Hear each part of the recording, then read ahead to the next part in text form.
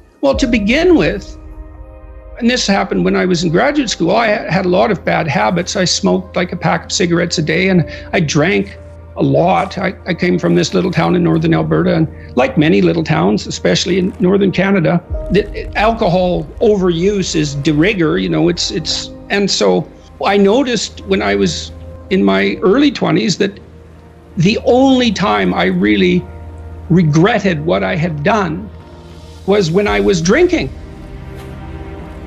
Now, it was also interfering with me writing because I couldn't concentrate well enough if I was hungover, but I also couldn't tolerate the emotional strain of what I was writing about when I was hungover. I couldn't handle being on the edge because I destabilized my nervous system. In any case, I stopped drinking. And the reason for that was, I decided I didn't want to be ashamed of what I was doing anymore. I thought, maybe I could not do things that were shameful and then see what my life was like. So that was sort of on the negative end, the constraint end. I think people get, on the more positive end, people get deeply involved in what they're doing if they're in the right place in the right time. So that I would say you can tell, this is the idea of heaven on earth to some degree. When time stops, when you're not aware of the duration of time, when you're so engaged with what you're doing, then you've got the forces of chaos and order balanced properly. You're not stultified and bored. That's an excess of order. Everything's too predictable. You're not overwhelmed. You're dealing with, you're playing tennis at the peak of your game. That's partly what people experience when they're great athletes, when they play. The zone, yeah. And they're always stretching themselves to their limit. You can tell that if you watch a gymnast, for example, who has a brilliant performance. They've stretched themselves beyond their domain of competence during the performance. And that's what makes everybody leap to their feet. That's the incarnation given embodiment right there in front of you for some moments, and everyone cheers that on. If you're adopting a time frame that makes what you're doing appear trivial, the problem isn't necessarily what you're doing, although it might be, and you have to ask yourself that question because perhaps you are engaging in something that's more trivial than you should be. The problem is that your mind, which is capable of leaping across evaluative frameworks, has picked a time frame inappropriate for the task. So quit doing that. Instead, you could say, well, why don't you practice adopting the time frame that imbues your properly oriented action with the deepest possible apprehended meaning? And why would you not think that the fact that that meaning manifests itself with the proper choice of time frame, why wouldn't you accept the fact that's indication of a valid choice? It certainly feels like it. You know what it's like. You get engaged in something, a deep conversation, a piece of music, a piece of art, something you love doing, someone you love being with. You get engaged in that, you lose your sense of temporality. And you don't pop out of it and think, oh my God, I wish I would have used a time frame that made everything irrelevant because of my, cognitive brilliance. You think, hey, we could do that some more. Like, how about all the time? And that's a good goal. It's like, yeah, how about that all the time? And then you've got time right when you're engaged like that. And I would say that's a profound neurophysiological signal that you're in the right place at the right time, right? Because it's accompanied by a sense of deep well-being, and that's literally an antidote to suffering. The advantage to being deprived is that it's obvious what to do. Like if you're starving, then you eat.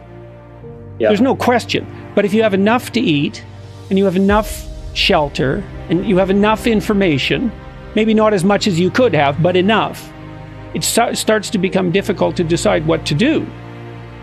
And then you have another problem, which is that you can't decide what to do. And then you have to start to investigate value. So you should be responsible to yourself and your future self, the community of selves that you are across time. And then you should be responsible for and productive for as many people as you can manage. And so that might be first your intimate partner, your wife, second your parents, your siblings, your children, maybe your children primarily, although there's a trade-off there with your wife. Then your local community, then your broader community. You want to take on all that responsibility if you can, in a sense that's both productive and generous. That gives you something to do. Justify your miserable life to yourself and everyone else, and you need to do that. It orients you solidly in the world if you do that, and it gives you a dragon to fight, a real one, and that's where the gold is. So